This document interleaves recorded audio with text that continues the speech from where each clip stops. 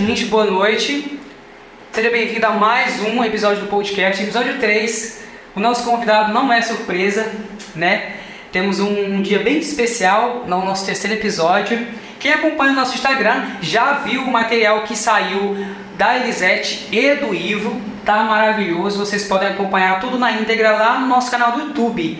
Você pode ir lá no bio, no link da nossa biografia lá no Instagram e clicar, que lá vai te levar direto para o nosso YouTube. Você pode se inscrever. Não se esqueça de curtir e comentar, tá?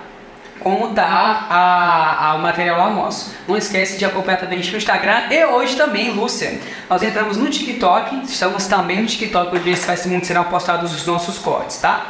Eu queria dar as boas-vindas à Lúcia, que vai falar um pouquinho com vocês aqui, tá? E daqui a pouco eu vou deixar o nosso convidado falar também. Olá pessoal, tudo bem? Começando aqui mais um Faldocast, você é o nosso convidado mais que especial para nos acompanhar nas redes sociais. Não esqueça de deixar o seu like, a sua curtida e a sua pergunta também. Isso. Gente, eu quero agora dar as boas-vindas para o nosso convidado, muito mais que especial, né? Temos a honra de receber aqui nos estúdios Dom, Aieso Gaston Siviero. Seja bem-vindo, Aieso, que você possa se apresentar para os nossos colegas e os nossos ouvintes. Boa noite, David. Lúcia, boa noite. A todos os amigos, conhecidos, povo de Dom Eliseu, boa noite a todos vocês.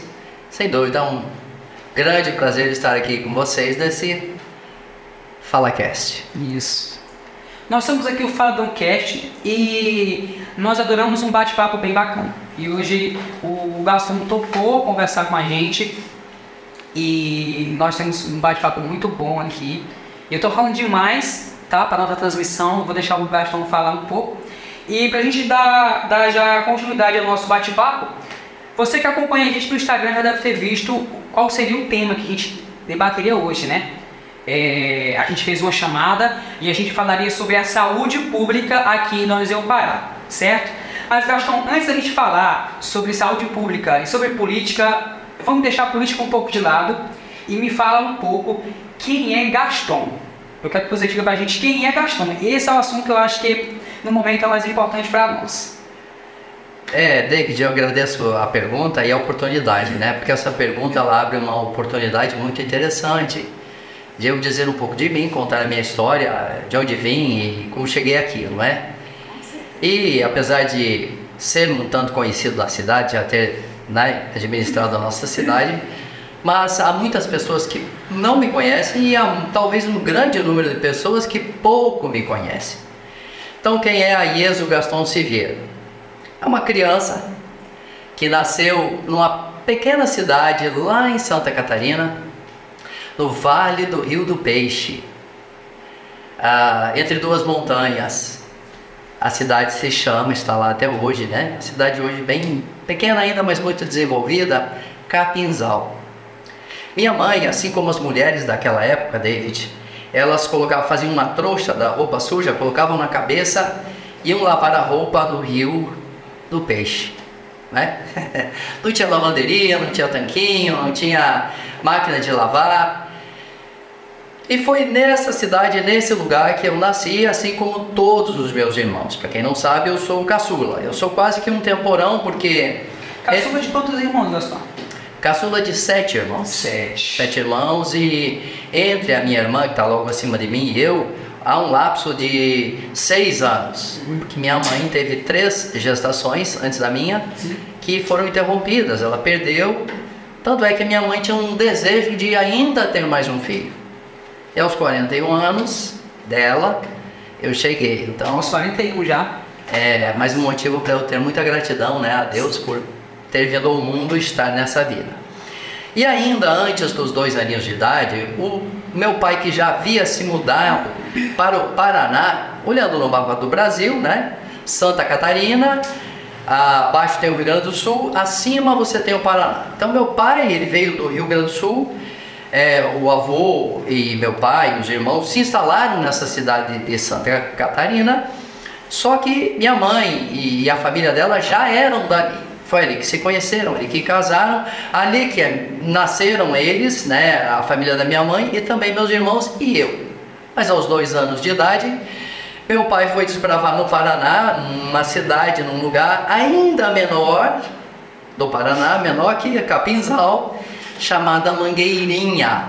Hoje também é uma pequena cidade, mas muito desenvolvida e uma das maiores produtoras de soja também, viu? A gente veio de lá dessa história. Então, um menino do interior, um menino que cresceu aí, passou sua infância com um calçãozinho, uma bermudinha, tomando banho de rio, né? Subindo numa árvore para conseguir uma fruta, porque não existia assim acesso como se tem hoje nos mercados para uma fruta, né? Quando chegava a banana, sabe, no mercado local, já chegava assim, ela toda pintadinha, não é? Brincando, chovia, era aquela festa na terra vermelha, escorregar, patinar. E essa época era melhor, hein? Fazer guerra de barro, né? Brincadeiras saudáveis. Então a sua infância foi bem aproveitada, pelo que eu tô vendo, né? Eu creio que foi uma infância muito rica. E não é à toa que depois lá eu escolhi o curso de agronomia. Olha aí. Agros quer dizer campo, né? Então é a coisa... E isso você com quantos anos? Você resolveu já entrar nesse mundo do agronegócio? Pô, vamos por partes. Assim, mais um porém pequeno, né? Então assim, estudei a minha infância num colégio... público e o primeiro grau chamava o primário, né? Primário num colégio público e também o ginásio, como se chamava, também num colégio público que tinha lá. E só depois que eu tive a oportunidade, assim como alguns dos meus irmãos, de ir para a capital para fazer um ensino médio um pouco mais reforçado, porque a gente tinha que passar numa universidade que fosse pública, que fosse gratuita, também pública, já que meus pais realmente não tinham condições financeiras de pagar uma faculdade particular, até porque haviam poucas, muito poucas naquela época. Então fui para Curitiba, estudei, me dediquei, consegui passar no vestibular desse curso que eu escolhi, que é agronomia, no primeiro vestibular. Procurei ser sempre um aluno dedicado, né? Nunca perdi matéria, nunca perdi ano. Mas ainda falando dessa história minha, quando eu tinha 13 anos, você sabe que aqui tem muito conhecido na cidade o pessoal do Concrem, né? Seu Nenê, que é meu tio, irmão da minha mãe, o Silvano, que é meu primo, eles vieram um pouco antes e eles convidaram meu irmão mais velho para que viesse conhecer, que o lugar era muito promissor e tal. E o meu irmão aqui veio, conheceu uma americana, da família dos americanos ali da BA-70. Ah, sim, ficou famoso Rio dos Americanos. Que acabaram casando. Então a minha incursão aqui foi em 1979, quando eu tinha 13 anos, para o casamento do meu irmão, que tem muitos episódios que marcaram também bastante a minha memória daquela época. E então a gente voltava lá para o Paraná, continuava estudando, passei na agronomia, fiz o curso. Trabalhei lá como agrônomo no Paraná, nessa mesma cidade que eu cresci, que lá tem a maior cooperativa do Brasil, tem um entreposto, a Coamo. E até que eu fiz minha transição para Dom Eliseu e comecei a vida aqui como a maioria das pessoas que veio de fora, sabe? Assim, sem na cara e na coragem, né? Meu meio de transporte era uma bicicleta. Acho que é importante contar essas coisas. Sim. Porque às vezes as pessoas te olham para esse cara parece alguém, sabe, um pouco distante, um pouco além. De ouro e tal. Como se tivesse nascido em berço de ouro, coisas que não correspondem com nada da minha realidade.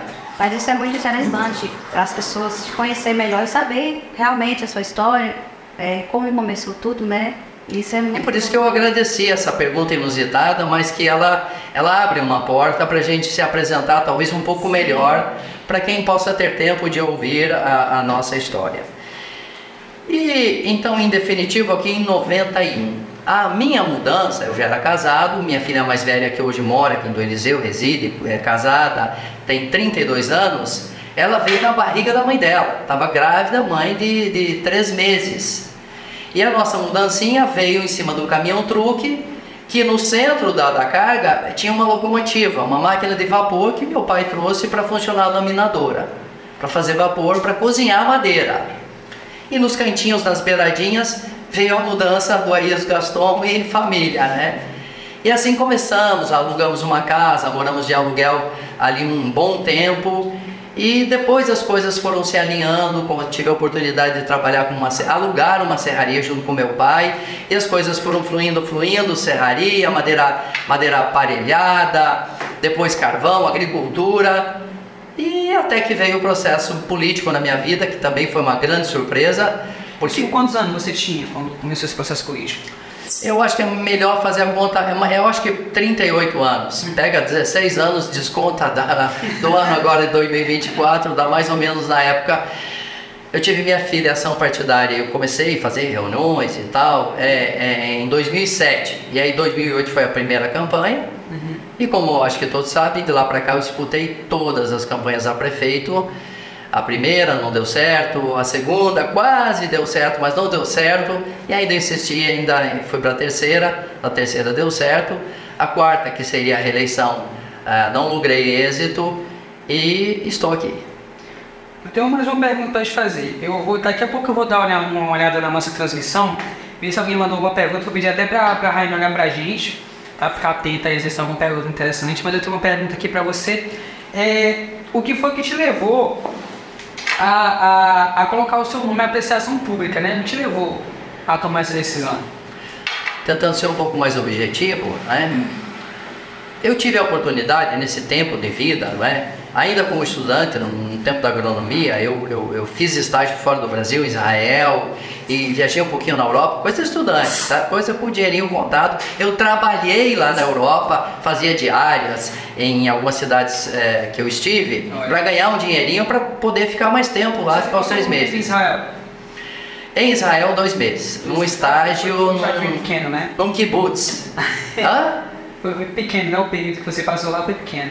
2 meses, pode ser muito, pode ser pouco, né? Mas enfim. E aí, um mês eu ocupei viajando, conhecendo capitais, como a capital da Grécia, Paris, né, na França, Madrid, na Espanha.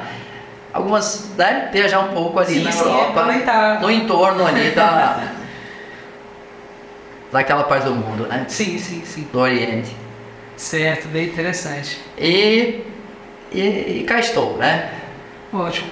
Você fez uma pergunta? Sim. O que te levou a colocar o seu nome em apreciação pública? Assim, então, dada essas minhas vivências, a própria experiência na minha cidadezinha de origem, que eu considero a cidade do Paraná, Mangueirinha, quando eu era menino não tinha uma rua calçada. E assim, mudava prefeito e tal, de repente entrou um prefeito, até vou dizer o nome dele aqui, Miguel Arley Reis. Talvez se for no Google você vai achar Miguel Arley Reis. E esse homem, ele revolucionou a nossa cidade. Uma das coisas que ele fez foi asfaltar, muito asfalto. E a partir daí a nossa cidade, a Mangueirinha, cresceu muito, se desenvolveu e hoje é uma cidade assim, muito interessante. Então eu vi aqui em Dom Eliseu, parecia que, claro, era uma cidade muito nova, porque eu cheguei em 91 para morar aqui e se emancipou em 89. Começou a ter uma história em 90. Mas parecia que os negócios, atividades econômicas, o comércio, a indústria iam muito rápido e o poder público parecia não alcançar, e tinha umas coisas que pareciam tão evidentes. Então dava aquela vontade, aquele incômodo de que podia ser feito mais. E aí sempre tem os amigos, né? Eu fui muito bem sucedido nos negócios, que comecei lá na bicicleta, como eu falei, depois uma serraria alugada e tal, e foi desenvolvendo. Você seria um bom prefeito e tal, e aí começa a aparecer essas coisas. No entanto, ninguém na minha família jamais ocupou um cargo público, secretário, prefeito, vereador, coisa assim, pai, mãe, irmão, tio, primo, nada disso. Então foi uma grande novidade na minha vida, mas foi um desejo que foi crescendo e quando eu vi eu estava dentro. Me candidatei. Então isso foi em 2008, quando eu concorri a primeira vez. Tive 22% do total dos votos naquela eleição, foram 5 candidatos. Concorri novamente em 2012, ali já era só 2 candidatos, eu concorrendo e o Joaquim Nogueira, que vinha para a reeleição. O Silon foi vice do Joaquim naquele momento. E com todas as dificuldades, ainda muita inexperiência, a gente logrou ter 47% dos votos. Bateu na trave, não é? Verdade. E aí foi em 2016 que virou o jogo. Sim, interessante. Mas Gastão, você foi derrotado 2 vezes. Correto. Né? Por que o que não te levou a desistir? Por que você não desistiu, mesmo depois de ser derrotado 2 vezes e continuou a concorrer? Inclusive é um fato até inédito aqui em Dom Eliseu, né? Se você verificar, ninguém foi 3 campanhas consecutivas para daí talvez dar certo na terceira. Sim. Mas passou a ser uma espécie de um sonho, de um lado um desejo pessoal e de um lado como, sabe aquela coisa da missão de vida? Poxa, foi essa cidade que me acolheu, foi esse lugar que nasceram meus filhos. Nesse lugar eu ganhei meu pão, eu ganhei um recurso, eu pude ter um patrimônio, eu passei a ter uma condição de vida muito boa e eu me sentia capaz, embora na verdade talvez nem fosse, né? Talvez fosse simplesmente um inexperiente, um sonhador, né? Mas na minha cabeça eu achava que eu poderia ser um bom prefeito e fazer um pouco mais. Na verdade, Então, o seu desejo era trazer melhorias para a cidade, porque você era grato, na verdade, exato. por o que você viveu aqui, conseguiu. E construir tudo mais. Né? Tanto é que eu não sei ir embora daqui, não é? Virou o meu lugar, a minha terra. Eu tenho 33 anos de vida aqui, permanentes aqui no Eliseu. Sendo que eu frequentava do Eliseu de 79 até 91, eu vinha nas minhas férias. Você viu a cidade desenvolver, né? E contribuiu para isso. Então era aquele desejo, aquela missão, eu vou chegar lá e vou dar minha contribuição. E deu certo, né? Na terceira, e aí vem, né? Eu acho que encoraja as pessoas que sejam persistentes na sua busca, no seu sonho, no seu objetivo. Não desistam, porque é peça-chave na vida o sucesso, né? Vamos chamar de sucesso em qualquer área. É a persistência, é crer, é acreditar que as pessoas realizam seus desejos. E vocês viram isso na pele, né? Você não está falando da boca para fora. Porque mediante, às vezes, óbvio, você persistiu e na terceira você veio a ser campeão, né? Então, acho que... chegamos lá. Entramos na missão, entramos no projeto. Aproveitando a galera do Instagram, de que está ouvindo a gente, que está acompanhando o nosso bate-papo aqui com o Gaston, se você tiver alguma pergunta, pode mandar aí no chat, que a nossa assistente vai dar uma olhadinha pra gente e vai passar, tá? Então, pode mandar, que a gente vai estar dando uma olhadinha. Gaston, mas eu queria que você falasse um pouco, eu tenho mais uma pergunta que deixa eu só olhar a minha cola, pra gente poder dar continuidade. Deixa eu só comer. Ah, tá ok. Você foi eleito no seu na terceira vez que você foi eleito, né? Terceiro pleito. Que ano foi que aconteceu? 2016. Como é, Gaston, que você avalia o seu mandato? Sendo sincero aqui para nós. Claro. Sinceridade acima de tudo.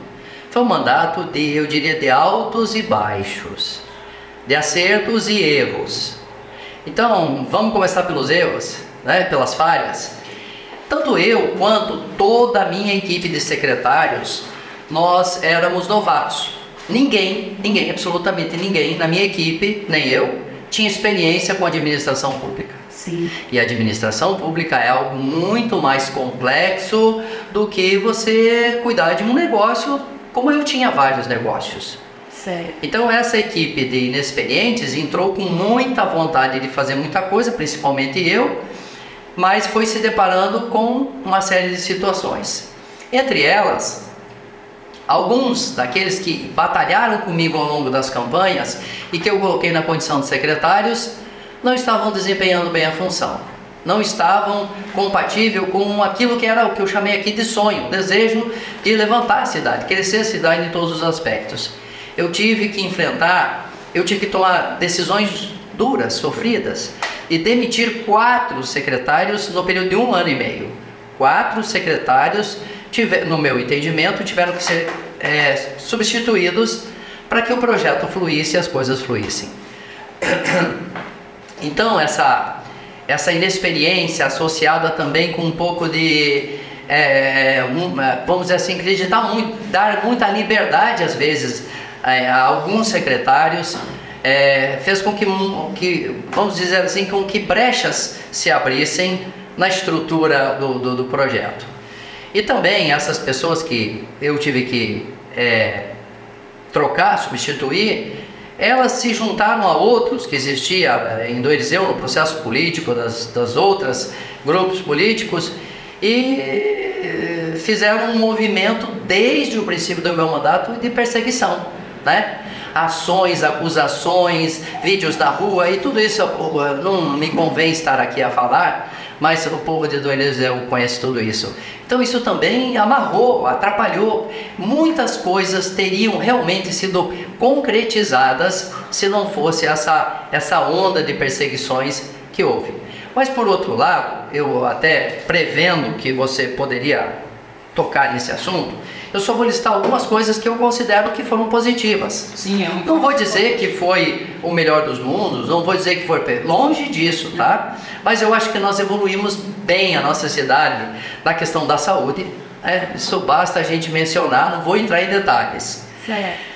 A questão ambiental, você sabe que Dom Eliseu era uma cidade que todo ano vinha aqui tal de IBAMA, tal de SEMA e, sabe, fazia um terrorismo aqui, multava, fechava empresas, havia uma onda de desempregos, de temor, né?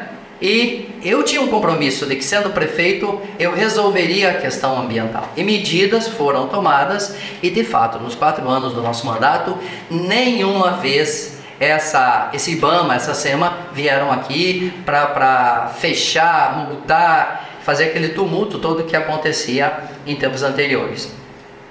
Uma coisa que as pessoas citam e eu só reproduzo é que o funcionário público, a começar pelo concursado e também o contratado, se deram muito por satisfeitos pela pontualidade. Nós pagávamos, raras as exceções houveram, mas a gente pagava até antecipado o salário. Isso dava um impacto muito bom, muito positivo no bolso dessas famílias e também no comércio. O comércio há de ser testemunha desse tempo interessante. Além do fato de que a gente sempre procurou pagar um salário um pouco melhor, sabe? Dar um melhor reconhecimento salarial em termos quantitativos aos servidores. Uma coisa que a gente começou no primeiro dia do mandato, 5 horas da manhã, foi reunindo com os garis. Nós mantivemos a nossa cidade limpa, muito limpa, com coleta diária de lixo, além de termos transformado o lixão a céu aberto num aterro sanitário controlado, que infelizmente depois da nossa saída foi abandonado e hoje voltaram a jogar lixo a céu aberto em cima do aterro. É uma lástima, uma coisa a se lamentar que foi perdida. Então, uma cidade mais limpa. Nossa cidade era muito escura, muito escura. Então, os primeiros anos, colocando aquelas lâmpadas que queimam, que tem que substituir, até que chegamos ao ponto de colocar LED. Eu acho que nós deixamos quase 50% de toda a iluminação de Dom Eliseu em LED. Aqui não vou citar os bairros, o centro da cidade, a avenida principal, Itinga, Ligação, e vários outros bairros como Eldorado 1 e 2 e assim sucessivamente. E isso evitou até muitos pequenos estão em LED, né, de celulares. E aquele LED, ele tem 2 vantagens. Ele ilumina muito mais, com menos potência. Sim. Então a nossa conta de energia junto à Equatorial, a conta do município, despencou. E no final do meu mandato, nos 3 últimos meses, começou a ter sobra de dinheiro que nunca teve antes, nem no meu mandato e nem no anterior que me sucedeu. Começou a sobrar todo mês 50, 70 mil reais, outubro, novembro e dezembro. Inclusive a última receita ficou para o próximo prefeito e ele hoje, a gestão atual, desfruta desse benefício de ter um encaixe para ser utilizado na iluminação pública. A educação, nós poderíamos pontuar muita coisa assim boa que aconteceu também na educação. Mas quero destacar o transporte escolar, feito com muito carinho, com muito esmero, com muito cuidado, com muita pontualidade, sem falhas. E a questão da merenda, a comida das crianças nas escolas. E por fim, eu citaria mais um item, para não me alongar, os eventos. Né? O carnaval a gente fazia todos os anos, exceto no ano da pandemia, né? O aniversário da cidade, o Dia das Crianças, o 7 de setembro, enfeitar a cidade no Natal, a festa da virada do ano, tudo isso nós fizemos nos 3 primeiros anos que não havia pandemia, não havia impedimento. Então essa coisa da vida da cidade, da alegria das pessoas envolvidas com os eventos promovidos pela administração pública, me parece que foi uma coisa razoavelmente interessante que pode ser mencionada a favor do que deu certo, né? Sim. Então assim, avalio assim, né? Hoje não, eu acho que as pessoas concordarão, a maioria, que no final do meu mandato, os 2 últimos do meu mandato, a gente vinha em céu de brigadeiro, fazendo tudo, muita coisa ao mesmo tempo e tudo fluindo muito. Isso se deve a uma equipe que já estava então engajada, já estava experiente e podia dar mais e entregar mais. Então foi assim que nós avaliamos o nosso mandato, altos e baixos, e tudo deve ser ponderado e reconhecido. E é muito importante, eu quero dizer a vocês, reconhecer que sim, houveram falhas, houveram fraquezas, mas nunca por negligência, nunca por preguiça, nunca por falta de coragem de enfrentar um problema, uma situação, jamais. Foi mesmo a nossa inexperiência, a nossa meninice ainda, mas chegamos aqui, chegamos ao fim do mandato creio que com um bom trabalho. Excelente. Então a dúvida aí, vocês estão bem respondidas, a dúvida de vocês, né? Aí ela também comentou sobre a festa dos servidores públicos. Fala um pouco pra gente sobre isso. Então, não havia, né? Não havia essa celebração. Você sabe que o servidor público é quem cuida das nossas crianças, dos nossos velhinhos, dos nossos cidadãos e cidadãs em toda a repartição. Vai da prefeitura, secretaria, disso, daquilo, todo lugar tem servidor público. É verdade. Então nós começamos a fazer uma festa no final do ano, no dia do servidor público, para homenageá-los, para alegria, para que eles soubessem que aquela administração reconhecia o valor, a importância do trabalho que eles realizavam. E hoje, eu acho que se entrar algum prefeito em qualquer momento, se ele não fizer alguma coisa, pelo menos, né, no dia do servidor, fica muito ruim. Porque virou uma tradição. Sim, e é uma festa, é uma comemoração muito justa, muito merecida, muito necessária. E que cria também uma harmonia maior entre o cidadão que não é servidor e o cidadão que é um servidor público. Cria um link, né? Uma aproximação. Mais alguma pergunta interessante aí dos nossos telespectadores? Por enquanto não, né? Eu só tenho uma pergunta muito importante. Todas as perguntas, na verdade, foram importantes, as respostas, não somente para mim, né, eu creio, mas também para o nosso público que nos acompanha, que está aqui assistindo. Mas então, mais uma pergunta. Eu sei que não é novidade para ninguém que você já pretende se candidatar novamente. Eu quero saber o porquê você está se candidatando novamente, porque você pretende se candidatar novamente a prefeito aqui no Museu. Sinceramente, quando do resultado da eleição, né, proclamado pelo Tribunal Regional Eleitoral Vitória do Silom, a primeira coisa que eu fiz foi, na mesma noite, eu tentei fazer uma ligação a ele para parabenizá-lo e, com justa causa, ele teve o telefone desligado. No outro dia cedo, liguei, me atendeu e eu parabenizei e disse que as portas da prefeitura estariam abertas para a transição, para a equipe dele se achegar e tomar pé, para que a coisa pública não parasse. Eu praticamente me lembro de você falando isso. E aí, ao meio, após ter ligado para o Silom, parabenizando e tudo mais, eu oficialmente fiz uma live. Ela está gravada lá no meu Facebook, página Amigos do Gaston, está tudo lá. Reforçando tudo isso, parabenizando, reconhecendo a vitória dele, desejando coisas boas e abrindo as portas da prefeitura. E fui na posse e coloquei a faixa, né, porque diz que tinha um mito em Donizeu que prefeito não passava faixa para o novo prefeito. Então eles imaginavam que o Gaston não faria isso. Com muita serenidade saí da minha casa, de mão dada com a minha filha, com a minha esposa, fui a pé, fui sem ninguém acompanhando, segurança, nada, sem veículo, e lá nós passamos a faixa e fizemos também uma declaração muito interessante, no sentido de que o Silom tivesse sucesso, tivesse êxito, e ali eu fiz um compromisso de não persegui-lo de maneira nenhuma, de não fazer com ele aquilo que fizeram comigo, e acho que disso Dom Eliseu não sofreu desse mal. Ele teve todas as condições, como está tendo todas as condições.